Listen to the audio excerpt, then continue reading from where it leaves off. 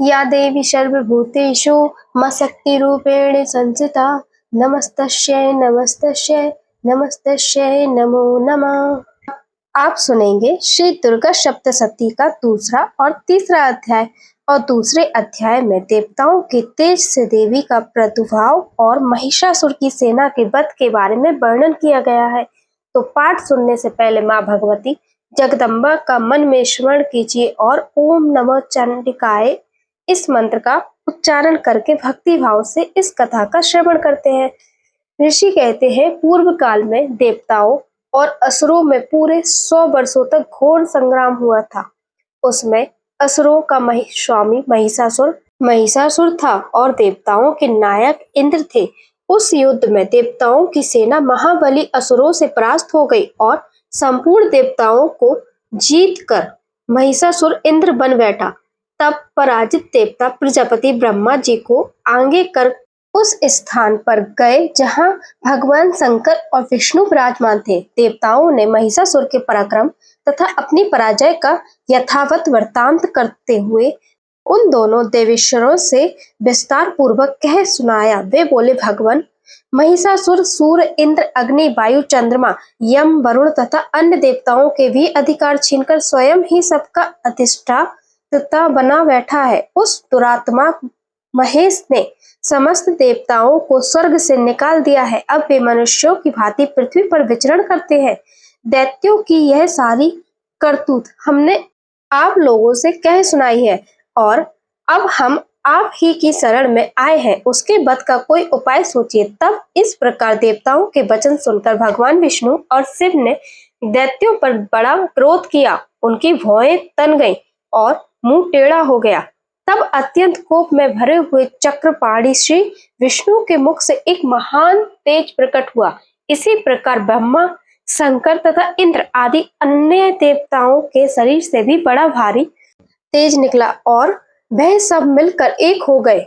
महान तेज का वह पुंज ज्वलयमान पर्वत सज्जान पड़ा। देवताओं ने देखा, वहां उसकी ज्वालाएं संपूर्ण दिशाओं में व्याप्त हो रही थी। संपूर्ण देवताओं के शरीर से प्रकट हुए उस तेज की कहीं तुलना नहीं की थी।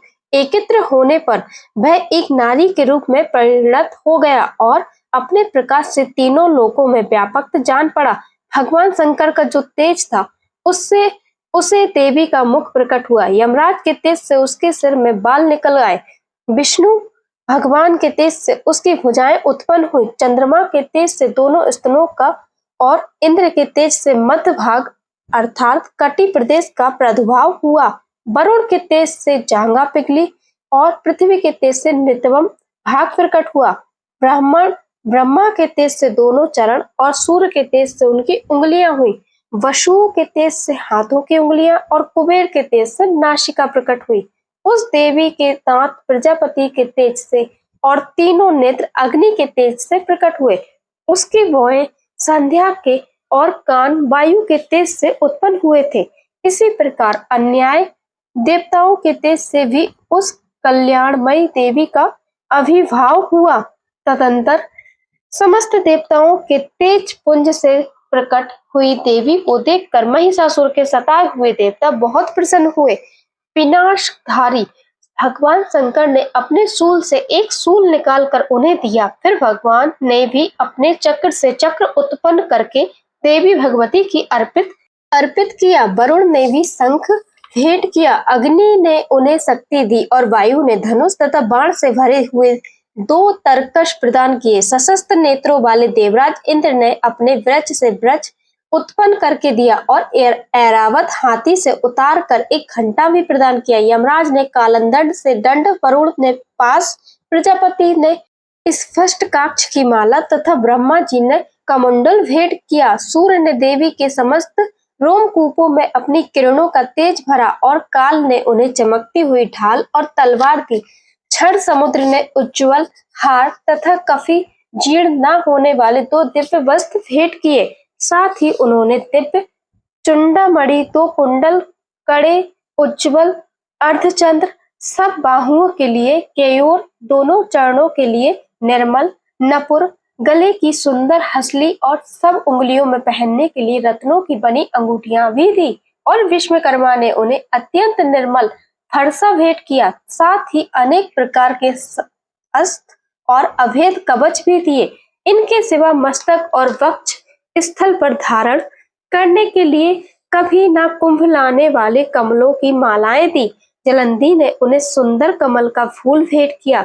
हिमालय ने सवारी के लिए सिंह तथा भांति भांति के रत्न समर्पित किए।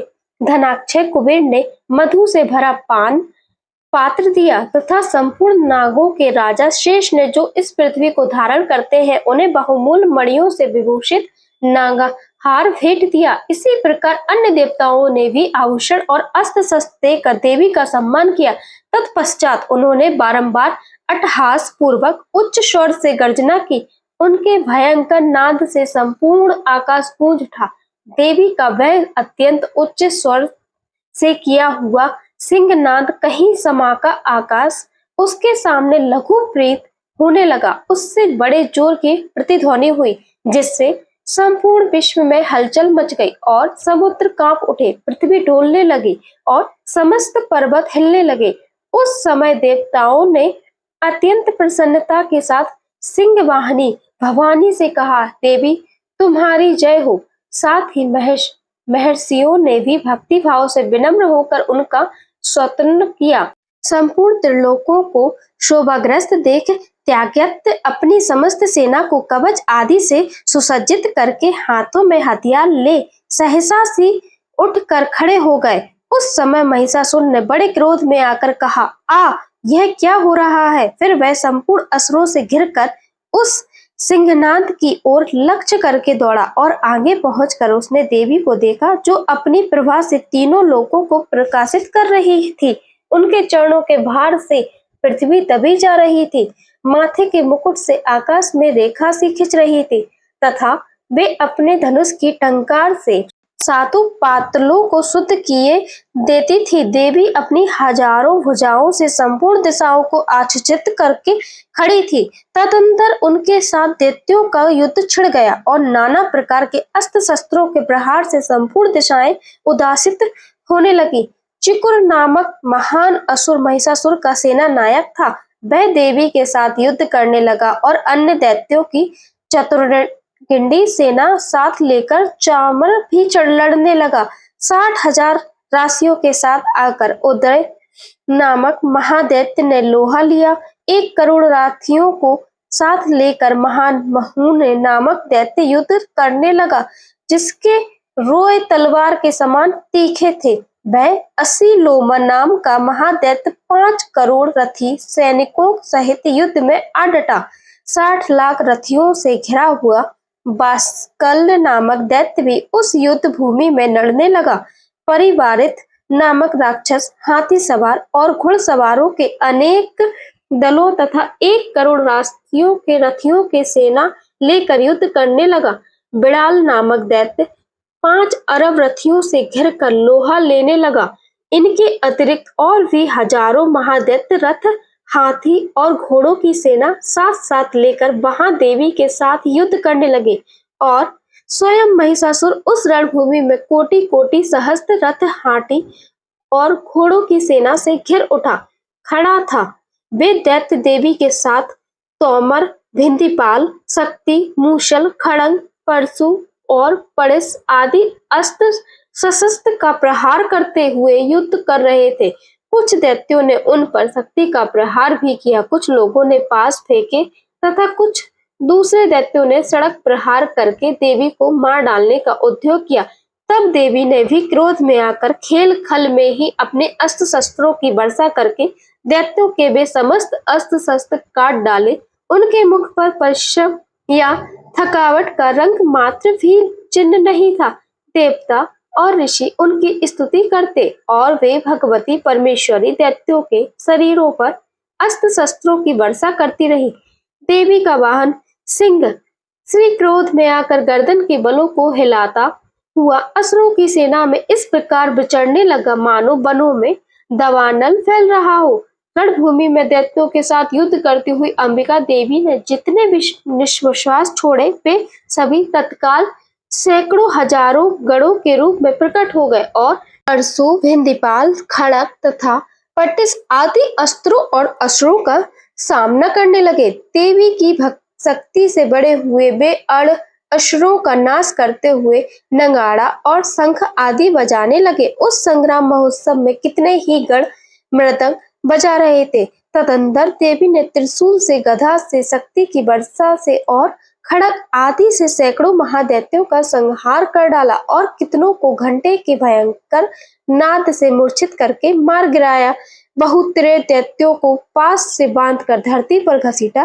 कितने ही दैत्य उनकी तीखी तलवार की मार से दो दो टुकड़े हो गए। कितने ही गदा की चोट से घायल हो धरती पर सो गए।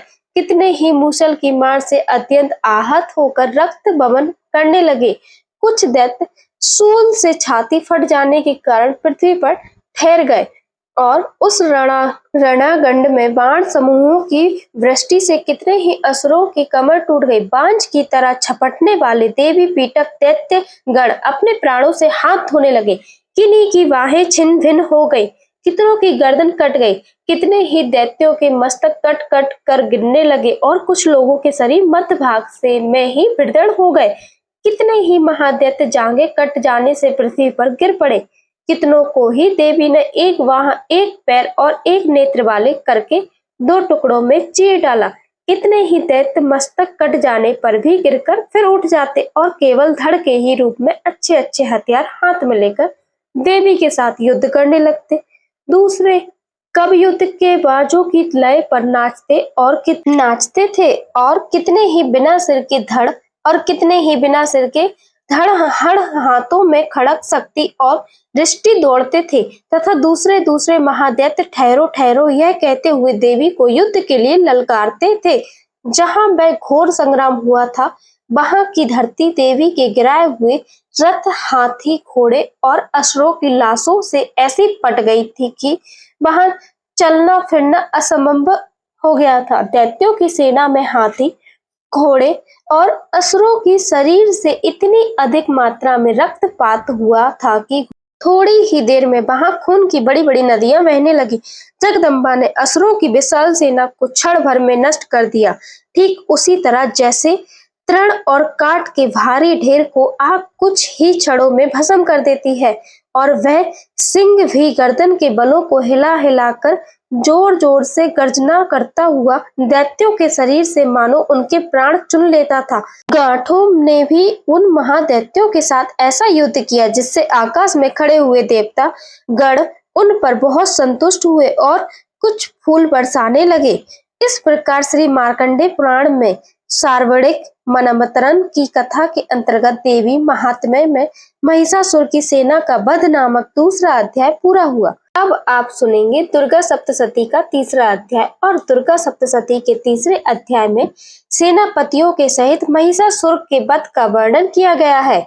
ऋषि कहते हैं, दैत्यों की सेना को इस प्रकार तहस नहस होते देखकर महादैत्य सेनापति चिकुर क्रोध में भरकर अंबिका देवी से युद्ध करने के लिए आगे बढ़ा। वह असुर रणभूमि में देवी के ऊपर इस प्रकार बाणों की वर्षा करने लगा जैसे बादल मेरुगिरी के शिखर पर पानी की धार बरसा रहा हो। तब देवी ने अपने बाणों से उसके बाण समूह को अनायास ही काटकर उसके घोड़ों और सारथी को भी मार डाला। साथ ही उसके धनुष तथा अत्यंत ऊंची ध्वजा को भी तत्काल काट गिराया। धनुष कट जाने पर उसके अंगों को अपने बाणों से बीत डाला। धनुष, रथ, घोड़े और सारथी के नष्ट हो जाने पर वह असुर ढाल और तलवार लेकर देवी की ओर दौड़ा। उसने तीखी धार वाली तलवार से सिंह के मस्तक पर चोट करके देवी की भी बाई भुजा में बड़े वेग से प्रहार किया। ऋषि आगे कहते हैं, हे राजन, देवी की बाह पर पहुंचते ही वह तलवार टूट गई। फिर तो क्रोध से लाल आंखें करके उस राक्षस ने शूल हाथ में ले लिया और उसने उस महादैत्य ने भगवती भद्रकाली के रूप चलाया। वह शूल आकाश से गिरते हुए सूर्यमंडल की भांति अपनी तेज से प्रज्वलित हो उठा। उस शूल को अपनी ओर आते देख ने भी शूल का प्रहार किया। उससे राक्षस के शूल के सैकड़ों टुकड़े हो गए। साथ ही महादैत्य चछुर की भी धज्जियां उड़ गईं और वह अपने प्राणों से हाथ धो बैठा। महिषासुर के सेनापति उस महापराक्रमी चुकुर के मारे जाने पर देवताओं को पीड़ा देने वाला चामर हाथी पर चढ़कर आया। उसने भी देवी के ऊपर शक्ति का प्रहार किया, किंतु जगदम्बा ने उसे अपने हुंकार से ही आहत एवं निष्प्रभ करके तत्काल पृथ्वी पर गिरा दिया।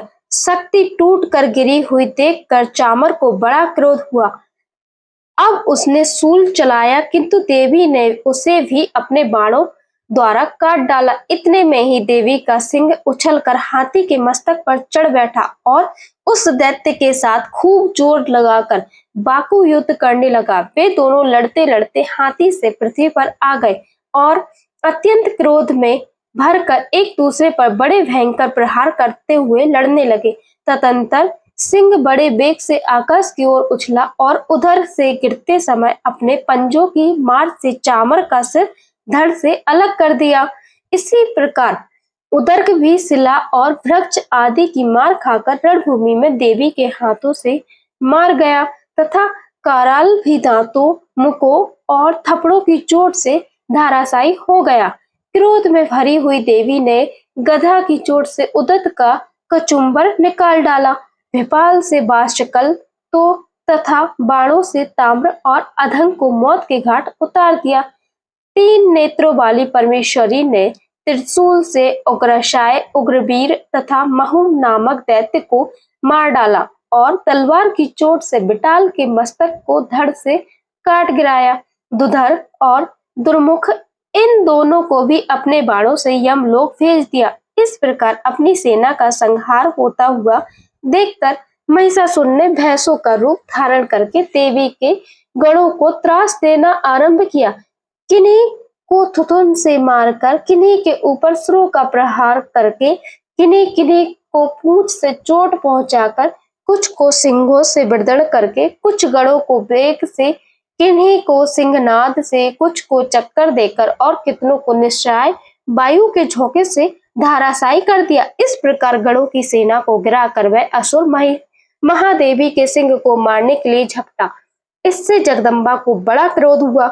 उधर महापराक्रमी महिषासुर भी क्रोध में भरकर धरती को खुरों से खोदने लगा तथा अपने सिंहों से ऊंचे ऊंचे पर्वतों को उठाकर फेंकने और गरजने लगा। उसके वेग से चक्कर देने के कारण पृथ्वी क्षुब्ध होकर फटने लगी और उसकी पूंछ से टकराकर समुद्र सब ओर से धरती को डुबाने लगा। हिलते हुए शिंगों के आघात से विदृढ़ होकर बादलों के टुकड़े टुकड़े हो गए। उसके श्वास के प्रचंड वायु के वेग से उड़े हुए सैकड़ों पर्वत आकाश से गिरने लगे। इस प्रकार क्रोध में भरे हुए उस महादैत्य को अपनी ओर आते देखकर चंडिका ने उसका वध करने के लिए महान क्रोध किया।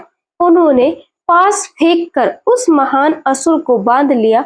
उस महासंग्राम में बंध जाने पर उसने भैंसे का रूप त्याग दिया और तत्काल सिंह के रूप में प्रकट हो गया। उस अवस्था में जगदम्बा ज्यों ही उसका मस्तक काटने के लिए अद्यत हुई, त्यों ही वह खड्गधारी पुरुष के रूप में दिखाई देने लगा।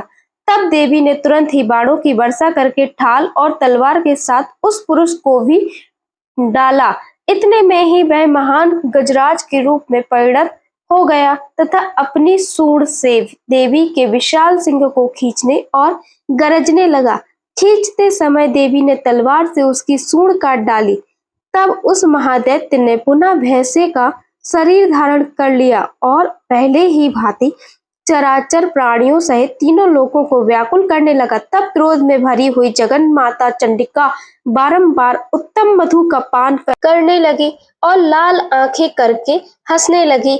उधर वह बल और पराक्रम के मध्य से उन्मत्त हुआ राक्षस गरजने लगा और अपने सिंगों से चंडी के ऊपर पर्वतों को फेंकने लगा। उस समय देवी अपने बाणों के समूहों से उसके फेंके हुए पर्वतों को चूर्ण करती हुई बोली। बोलते समय उनका मुख मधु के मध्य से लाल हो रहा था और बाणी लड़खड़ा रही थी। देवी ने कहा, ओ मूढ़, मैं जब तक मधु पीती हूँ तब तक तू क्षण भर के लिए खूब गरज ले। मेरे हाथ से यही तेरी मृत्यु हो जाने पर अब शीघ्र ही देवता भी गर्जना करेंगे। ऋषि कह रहते हैं, यूं कहकर देवी उछली और उस महादैत्य के ऊपर चढ़ गई। फिर अपने पैरों से उसे दबाकर उन्होंने शूल से उसके कंठ में आघात किया। तब उनके पैर से दबा होने पर भी महिषासुर अपने मुख से दूसरे रूप में बाहर होने लगा। आधे शरीर से ही वह बाहर निकलने पाया था कि देवी ने अपने प्रभाव से उसे रोक दिया। आधा निकला होने पर भी वह महादैत्य देवी से युद्ध करने लगा। तब देवी ने बहुत बड़ी तलवार से उसका मस्तक काट गिराया। फिर तो हाहाकार करती हुई दैत्यों की सारी सेना भाग गई तथा संपूर्ण देवता अत्यंत प्रसन्न हुए। देवताओं ने दिव्य महेश्वरी के साथ दुर्गा देवी का स्तुति किया। गंधर्व राज गाने लगे तथा अप्सराएं नृत्य करने लगी। इस प्रकार से मार्कंडेय पुराण में सार्वदिक मनवतरण की कथा के अंतर्गत देवी महात्म्य में महिषासुर वध नामक तीसरा अध्याय पूरा हुआ। ओम नमो चंडिकाय। अगर आपको हमारी वीडियो पसंद आई हो तो वीडियो को लाइक करें, चैनल को सब्सक्राइब करें और कमेंट में जय माता दी जरूर लिखें।